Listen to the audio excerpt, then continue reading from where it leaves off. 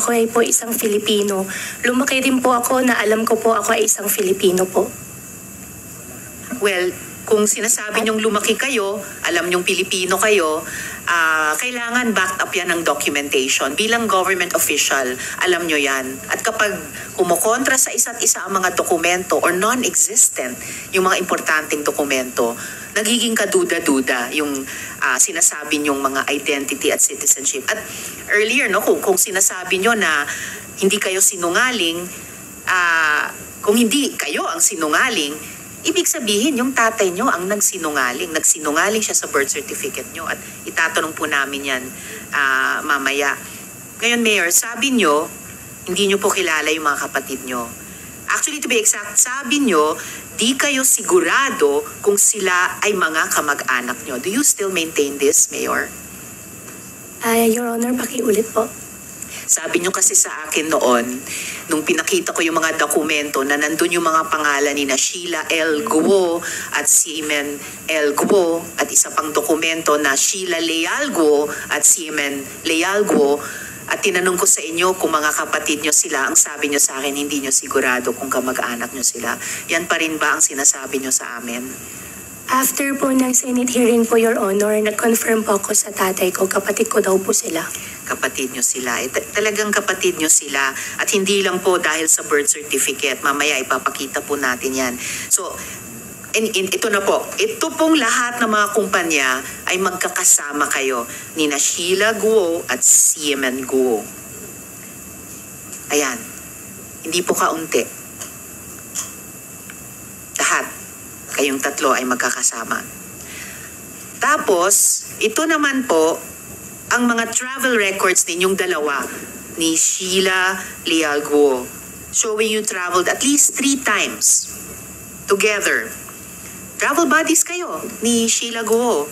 At wala namang masamang mag-travel kasama ng kapatid. I would enjoy that also. Pero why would you lie about something like this? Bakit po kailangan magsinungaling sa bagay na napakadali namang pong i-check? Your Honor, nakaraan po na Senate hearing. Kaya po, lahat na lang po naging sagot ko po is I don't know, hindi ko po alam. Dahil ayaw ko po madamay pa po ang ibang tao.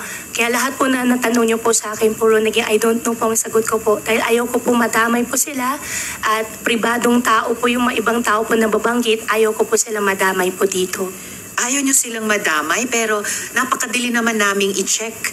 Kasi of public record, itong mga public documents na ito, actually lalo silang nadadamay sa inyong pag-iwas, sumagot, or pagbigay ng sagot na hindi pala totoo, kundi mga kasinungalingan. Okay, Mayor, dako na po tayo sa Baofu. So, please help me understand this. No? Sabi nyo, kayo po ang bumili ng lupa kung saan nandoon ngayon ang Zunyuan na dating Hongsheng. So, pero alin po ang nauna? Ang pag-incorporate ng Baofu o ang pagbili nyo ng lupa? Kasi sabi nyo po sa interview nyo, 2018 nyo binili yung lupa. Pero bakit ang mga titulo ay lahat sa pangalan ng Baofu na nung 2019 lang incorporated? At ang deed of absolute sale sa lupa ay sa pagitan ng Baofu at ng mga private owners noon. So, ito po, isang example nga. Absolute deed of sale. Baofu, tapos yung dating private owner. So, ano ba alin ba ang nauna? Baofu ba? O yung pagbili ng mga lupa? Your Honor, nauna po yung pagbili po ng lupa. Yung lupa po, nabili ko po sa mga private po na tao. Installment ko po binili sa kanila. Tapos nung pumasok po ang Baofu, pumasok po yung mga Chinese po na investors po. Yan po yung naging pinakapuhunan ko po sa kanila. Kaya diretso na po yung naging transfer po ng title. So, ngayon, sinasabi nyo na unang ma-incorporate ang Baofu, sumunod yung pagbili nila ng lupa.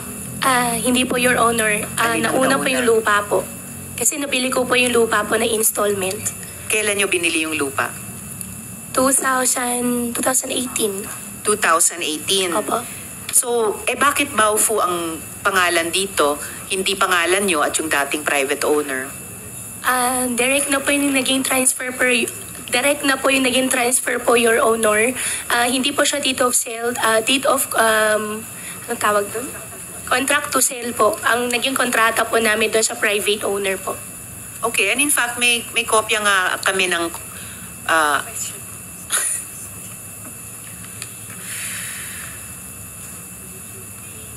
may kopya ba kayo nung contracts to sell na nakasulat doon na Alice Guo ang buyer? Your Honor, meron po.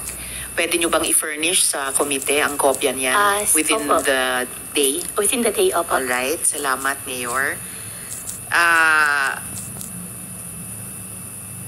Kaya lang, okay, iintayin ng komite yung documents na yan. Pero what this still looks like to me is that yung Baofu ang unang binuo, tapos ang Baofu ang nag-acquire ng real estate. And based on this one example of an absolute deed of sale, nabili nila sa private buyers. Dahil hindi pangalan nyo yung nandito eh. Hindi kayo party sa transaksyong ito.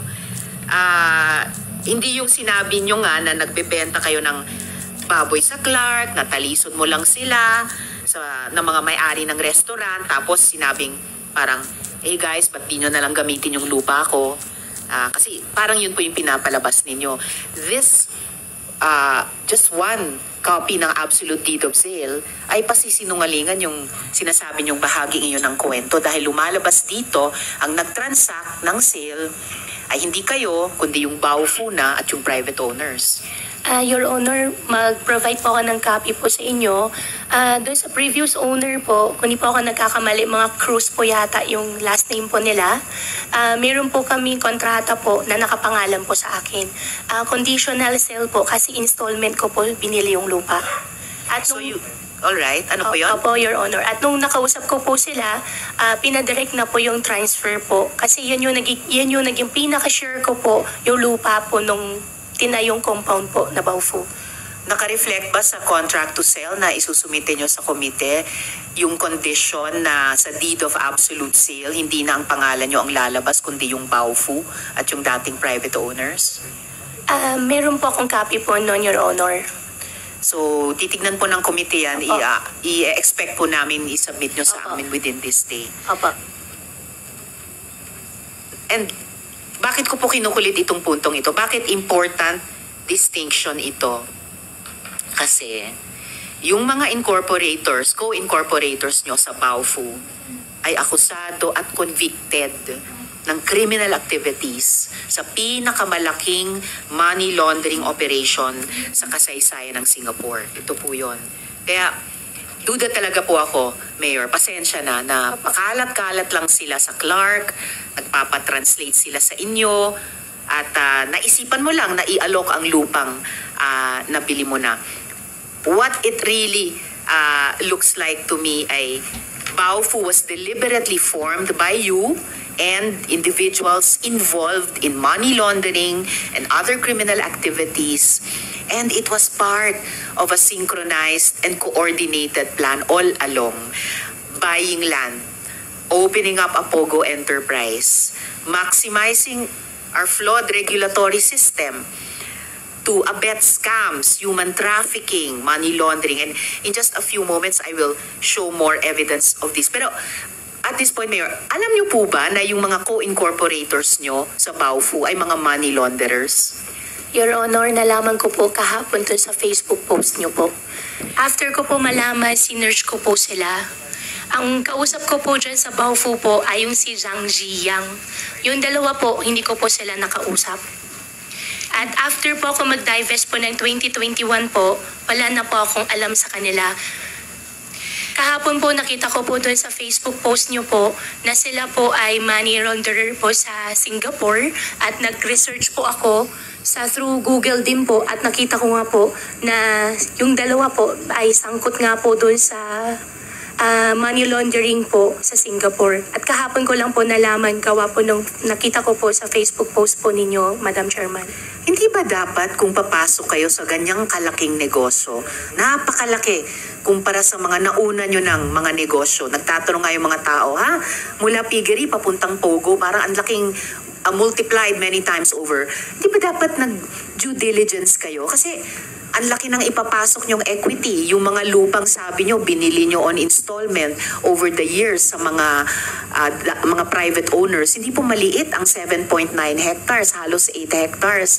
Hindi ba kayo nag-due diligence sa makakasama nyong mga co-incorporators? Sorry mama, hindi ako negosyante. Pero alam ko mga negosyante, hindi umaalam lang sa pagkakatao ng mga co-incorporators nila.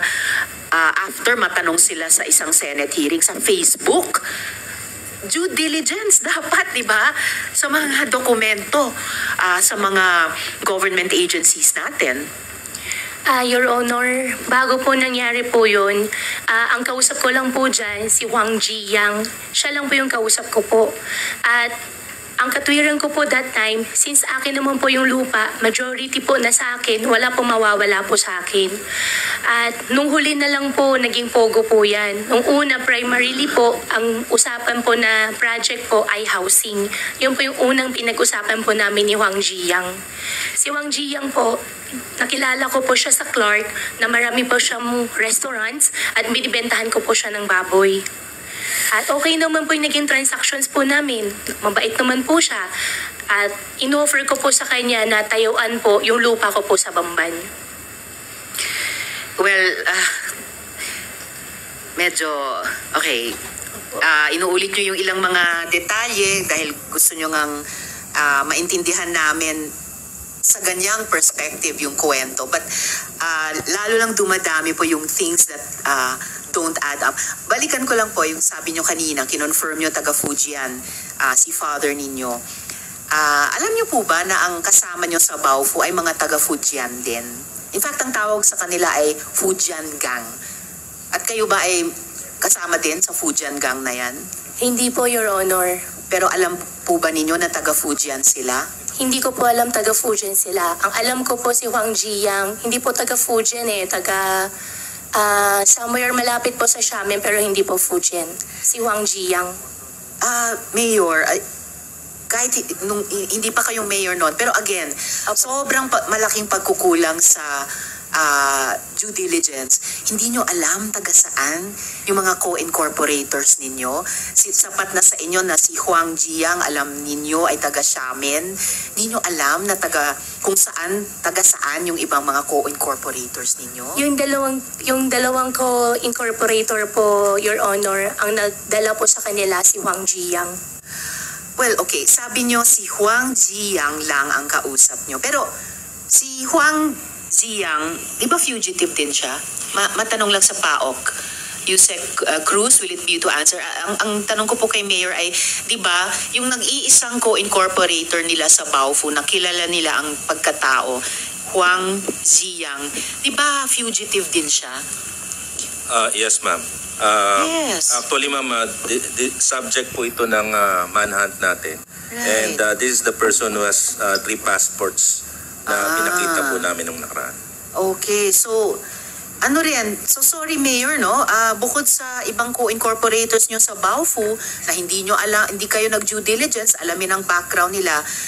Kumbaga, hindi most innocent si Huang Ziyang kasi sila ay subject pala ng manhunt at may passport holder ng 3 bansa. Sino namang honest broker ay may hindi lamang 1 o 2 passport pero 3 pa? Your Honor, nalaman ko po na meron po siyang 3 or 4 na passport po doon sa last Senate hearing. Nakikita ko naman po siya, labas-pasok naman po siya ng Pilipinas. In fact po, pag pumupunta po ng ibang bansa, may pasalubong pa nga siya sa akin minsan. Kaya wala po akong idea po na siya po ay isang fugitive. So again, Mayor, no? Lumalabas, wala kayong alam sa kahit sino sa co-incorporators nyo sa Baofu. Ewan ko lang sinong negosyante ay papasok sa napakalaking kaperahang negosyo na walang alam sa background ng ipagkakatiwala ng mga lupa, pangalan kahit bilang private person noon at umabot nga sa ngayon na mayor na kayo. At sabi nyo rin, Mayor, sabi nyo din na wala kayong business interests sa Zunyuan. Do you stand by that statement? Yes po, Your Honor. Your Honor, clarify ko lang po. Nung magkasama po kami sa Baofu po, hindi ko po talaga alam siya po ay isang fugitive. Nakilala ko po siya sa Clark, pero hindi ko po alam siya po ay isang fugitive. Labas-pasok naman po siya ng bansa, nakakakwentuhan, nakakausap naman po. In fact po, yung naging record po niya pagbili po sa akin ng baboy, maayos naman din po. Kaya nagulat na lang din po ako doon sa last Senate hearing po na siya po ay isang fugitive po. Well, di ba sinasabi yung, although tungkol sa batas ito na ignorance of the law excuses no one, kaya ako balik ng balik sa due diligence kasi kung tayo na nagtatrabaho sa gobyerno, dapat nag-exercise ng due diligence, kayo rin naman dati sa private sector, dapat may due diligence. Lalo na ganyang kalaking pera ang pinag-uusapan at yung equity nyo pa na mga lupa na nagko-constitute ng halos 8 hectares. At matanong ko po, Mayor, sino naman po si Nancy Gamo? Nancy Gamo po. Ano po yung ano po niya? Tinatanong ko po sa inyo, sino po si Nancy Gamo? Hindi ko po siya kilala, Your Honor. Well, one Nancy Gamo has been identified as representative of Zunyuan. Ang problema niyan, Mayor, itong si Nancy Gamo has been involved literally in your businesses. No? Isa-isahin ko po ha. 3 Lin Q Farm Incorporated. Yung nag-apply, alam ko na. Naalala ko na. QJJ Slaughterhouse. QC Genetics. Pati itong Siopaw Bulilit. QJJ Smelting Plant. By the way, 2012 pa. So mula siopaw hanggang smelting. And you know what's most troubling about this, Mayor? It's not only that, I'm sorry, you lied. Hindi lang nagsinungaling kayo, pero kayo yung approving authority para sa Zunyuan dahil mayor na kayo noon. Na itong lahat, tulad ng Zunyuan, representative si Nancy Gamo at siya naman ay involved sa bawat isa sa mga businesses nyo dito. So itong dapat maimbestigahan for conflict of interest, no? At posible paglabag sa Graft and Corrupt Practices Act. At ikabit naman natin itong mga ito sa Hongsheng kasi mukha namang magkakabit-kabit lahat eh. So to repeat your testimony, hindi po kayo involved sa Hongsheng, sabi nyo noon. Kahit na kayo ang nag-apply ng LONO or Letter of No Objection at nakalagay mismo sa sangguniang resolution na kayo ang aplikante. Tama po ba? Doon sa LONO po, hindi po ako yung aplikante. Ako lang po yung nag-breach po sa kanila. Ako po nag-introduce po doon sa former mayor po, yung Shi Chun-san po na sinasabi ko po. At Your Honor, pasensya na po. Nalala ko na po yung nasabi niyo po na Nancy Gamo. Yung Nancy Gamo po, siya po yung nag-prepare po ng documents ko po dati, pero hindi ko na po alam na paano po sila nag-connect po ni Zunuan.